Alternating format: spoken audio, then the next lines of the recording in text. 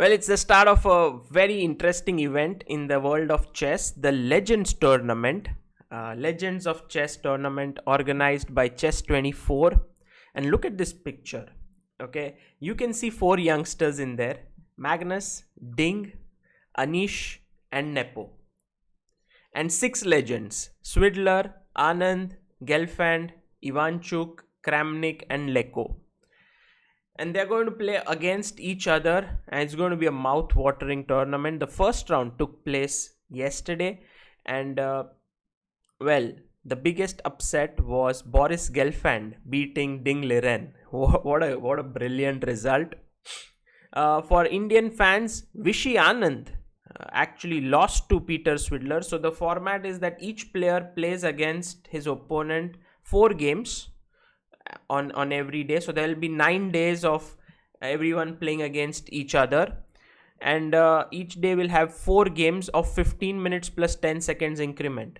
So in Anand versus Svidler, the first 3 games ended in draws, and we will now check out the 4th game, in which Vishy had the black pieces over here and Svidler was white. And I think it was a brilliant game by Anand and a very unfortunate result towards the end. Let's have a look. So Svidler started the game with knight f3, and you must remember that Peter is one of the biggest experts of the Grunfeld. So in a way, if you see, this is nothing but d4 nf6 with the tempo up for white. So g3 c5, and Vishy takes on the challenge. He says to Svidler that let's play the Grunfeld, and usually if black puts his knight on c6, then d4 makes a lot of sense, because after takes e5 you can take the knight. But Vishy cleverly doesn't develop his knight here, and he instead plays the move g6. No matter, Svidler anyway goes for his favorite Grunfeld variation: takes, bishop g7. And here the main move is c4, but he went knight b3. Not very popular, but it's playable. And here Vishy went knight to c6. I somehow get the feeling that black's position is pretty okay here, and Svidler went for the move knight to c3, attacking this pawn. Now Anand played e6. Although this is somewhat passive, like you're defending, it's actually, you have an extra pawn in the center and your center is pretty strong. So in order to break it, white may have to go e4, but e4 never really is a good idea because it is met with d4, gaining more space. So the ball is in Peter's court as to how is he going to try and break this position. In the past, in such situations, e4 has been the main move, and after d4 the games have continued with several moves here. In fact, there is a game between Nakamura and Anand, also Matlako went with it, which has continued knight a4, castles, and so on, in such positions. But Svidler had a new idea under his sleeve. He went for bishop to e3, and maybe he wants to put his bishop here, but you see, he's playing with the pieces. All his pawns are behind, and he's not breaking this center, which means that black has a very good center control, and Anand just castled here, which is a completely fine move. By the way, this move bishop e3 has not been played before in any serious grandmaster games here. The only game that was seen here was Tots against Heck Hughes in 2004 Vlissingen, and the white player was unrated. So you can say that Svidler had this new idea prepared, and he went bishop c5, hoping to confuse Vishy in some way. Of course, rook e8, and now knight to b5. Just to give you an idea that if you go e4, how comfortable black is seen after b6, bishop a3, bishop a6, rook e1, takes, knight takes, bishop takes, and just queen c8. And I get a feeling that black is just so very comfortable. He can just put his bishop back here, move his knight away, and these pieces are somehow uncomfortably placed. So knight b5 made lot of sense. Once you play bishop c5, you want to enter. This is a weak square here. But Vishy is on the ball. He plays b6 first, attacking the bishop. Now the bishop moved back. Of course, you can't play knight d6 because you lose just 2 pieces for a rook. So bishop a3. And now another good move, bishop a6, hitting the knight. And here Svidler made a nice move, which was c4. So the game is actually becoming very interesting. You can't take on c4 because the bishop will take the knight on c6. And there's pressure in the center. But at the same time, cd5 may not really be a threat because this knight would start to hang.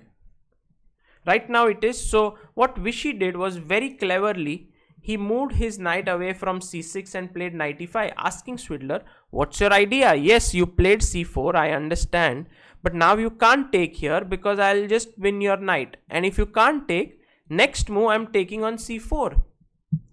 Well, Svidler said, I have said A, so I must say B. So he goes knight to d6. By the way, instead of c4, if you go directly knight d6, then there's this nice line which I just saw, which was rook e7, c4 now. Again, you can't take on c4, so you go rook d7, threatening the knight. cd, ed, bishop d5, knight d5, queen d5. And now just bishop into b2 is a nice move because the bishop defends the knight. And if you take the bishop, then rook into d6. And black is doing okay in this position. So c4, knight e5, knight to d6, now attacking the rook. And if you now play rook e7, then I'm all ready to take on d5 and already white has a nice position. So all these tricky lines would have convinced Peter that he can get an advantage here. But Vishy is a class act. He saw that here I can just take the pawn on c4. What a brilliant move by Anand. And he said, I'm going to give up an exchange here. If you take on c4, you are just pawn down, no compensation. So Peter took on e8, and after knight e8, just let's assess the position for a bit. Calm down here, try to see what's happening. Look at this bishop here, beautiful. The knight, amazingly placed. Bishop doing a great job. Rook all ready to come on the open file. The other knight may be ready to jump into d6 if required. All of this along with this perfect central pawn structure is giving black a clear advantage. And this is, Vishy is well on track to winning this game actually. But well, he still has the conversion to do. So rook c1, and here I felt like Anand's move knight b2 is a good one, but he could have just gone here knight takes a3, ba, and knight d6, and I just felt like black has absolutely no risk here, because first of all he's going to put his perhaps the bishop on c4, then play b5, a5, maybe start pushing the pawns. These are weak pawns. Bishop could jump into b2, pick up something here. At the same time, the knight on d6 is so good because it controls c4 and e4. I think this would have been a nice way to continue, although Vishy's way is not at all bad. Knight b2, bishop b2, bishop b2, and rook c2, and he just came back. Now you have 2 pawns and a piece for a rook, which is already, the material imbalance is gone. 5 points for 5, and very active pieces. Like this knight and the bishop don't know what they are doing in the position. Queen c1, knight went to d6, again looking at this nice square. Rook d1, and now bishop to b7 was a very, very cool move by Anand. I liked it very much. He is already looking at what my opponent's plan is. White's plan, in order to get any play here, is to go e4, and this he wants to do, and you can't take with the knight because after bishop e4 you are losing the queen. So therefore Vishy had prepared d into e4, and the question here is, what happens if I just play rook d2. Why did Anand play bishop b7? Exactly, bishop d5, blocking the path of the rook, and now the knight is no longer pinned. So this was a nice prophylactic idea by Anand. And after queen f4, he went a5, knight d2. Again, e4 doesn't make sense here, because after e5 attacking the queen and d4, black has complete domination. It doesn't matter that you have an extra exchange, you just do not, you are unable to come into black's position. So just as an example, if you try to enter through rook c7, what do you do next? Because this knight defends not just f7 but also b7, so the rook starts looking kind of funny on c7. So queen f4, a5, knight d2, b5, and Vishy is slowly gaining space. Rook c1, b4. Here it could be quite possible that e5 was much stronger move. e5, queen e3, and now knight f5, queen d3, e4. Just keep pushing, and bishop a6. Already, you know, this is concrete calculations, but here black is better. But Anand's idea was simple. I want to keep my pawns here so that the bishop is blocked, and I will push it only when required at the right moment. So b4, rook c5, and now Vishy felt it was the right moment to go e5, queen e3, knight f5, good move, queen b3, and now e4 was played. I guess just knight d4 would have been very strong. The point being that next move you want to go e4. So just an example, queen e3, e4. And if I get one more move, I'm going to play knight e6 followed by f5 or d4. You know, just knight e6, d4, and you will see that these central pawns with these two snipers, these two bishops, is crushing white's position. Okay, so queen b3, e4 was not so bad. I mean, he's just blocking this bishop over here on g2. These pawns are pretty strong. And now bishop f8, rook c7, and a4, queen c2, knight d6.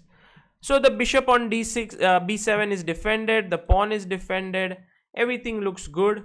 But now Svidler tries to activate his bishop on this diagonal. He wants to play rook d7 and then come in with the queen. So here you must think and try to figure out a way in which you can stop your opponent's idea. And I did not like Anand's next move, which is actually a mistake. He played bishop a6.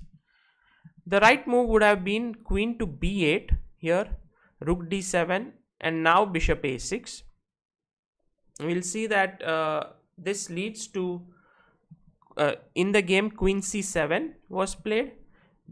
Queen b8, rook d7, bishop a6, queen c7, and now bishop b5.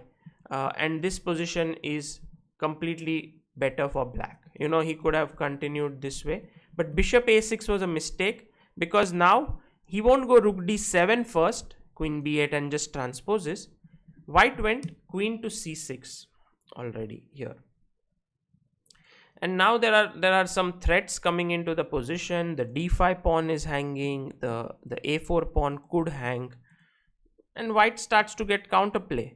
So Vishy went knight to b5. Well, looked normal, because if you try to block this file with bishop c4, it also doesn't work. Rook d7, queen b8, knight c4, and what to take with. Like if you take dc4, I have rook d1 already creating some play, or else d5 is hanging. So problems have begun already. Knight b5, rook d7, queen e8, and now queen into d5. Vishy had in mind knight to c3, and this is where game gets really interesting, because you not only attack the queen, you're also threatening knight e2 check. And here rook into c3, b into c3. And here comes a position where I think a lot of calculation is required, because black is on the verge of winning. He's recovered his exchange, and at the same time his pawn is about to queen here. So what do you play here as white? Svidler played the move knight to e4, which was a mistake, and actually it's the most natural move, but the computer says it's a mistake. The right move and the way to make a draw was rook into f7.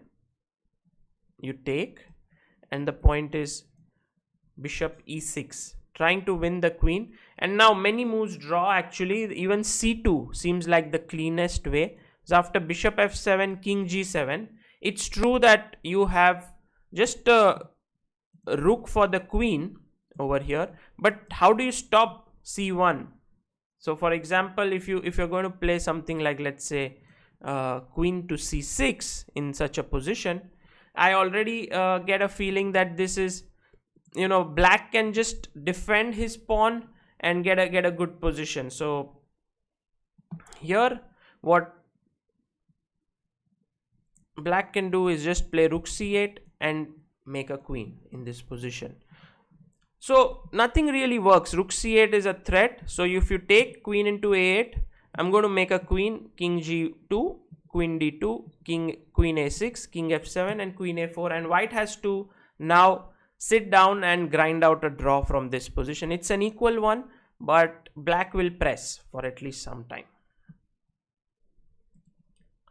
So that's the reason why rook f7 was a draw. But you have to find these moves. What Svidler did was knight into e4, and he has a threat here now, knight f6, and Anand actually is winning here. So it's black to move and find the win. Very tough. I mean, the natural reaction is to stop this idea of knight f6. So therefore Vishy played bishop e7, could have played bishop g7 as well, but now rook f7 is very powerful. The point being, after queen f7, bishop e6, c2, now bishop f7, king h8, the king doesn't have this g7 square, and so queen into a8 just finishes off the game. And if you play king f8 here, then after queen a8 check, king f7, knight g5, this is already turning into a mating attack, queen a7, king d8, and well, at least queen c5, stopping the pawn, is winning the game. So Vishy realized that bishop g7 is not working, and he played bishop e7, but now white to move and win the game. Well, Svidler spotted it immediately. Even knight c3 gives him a very big edge, but he saw that rook into e7 is game over. Well done if you found it. The point being, queen into a7, e7 is met with queen a8. So after rook e7, Anand resigned the game. Very quick end actually to a beautifully played game by Vishy. It's pretty sad, but the winning line here was c2. Well done if you found it. And you don't need to be afraid of this check, because after king h8, knight e8, then you make a queen and you already have a mating attack. Queen f1, king f3, bishop e2, and now the king has f4 and e4. If he goes to e4, then he loses with rook e8 check. If he goes to f4, then queen f2 is game over. So all in all, this would have been winning. Even here, instead of taking the queen, if you play queen d2, I have queen c8 with the idea of making a queen, and then if you go queen c1, I have rook b8 with the idea of rook b1. So it's all ending in black's favor. Also here, if you play rook c7, then I have rook d8, check, king h8, knight e8 is met with rook d5, rook c2 is met with rook d1. This is the check, and you win the bishop over here, which gives you a winning position. So all in all, you realize that this entire concept of Anand was so beautiful, but at the end, tactics is what takes the toast. You have to be tactically alert, and this is where Vishy fell short. At the very last moment, he blundered and Svidler won the game. Just a small thing that I would like you to remember is this moment where Anand's opponent went knight d6 and Vishy took on c4, and after knight e8, look at this position and try to understand how black's exchange. The fact that black is an exchange down still gives him a better position. The only reason being the lack of open files and beautiful posts for the minor pieces. That's the only reason why black has not just compensation but also a very tangible advantage in this entire position.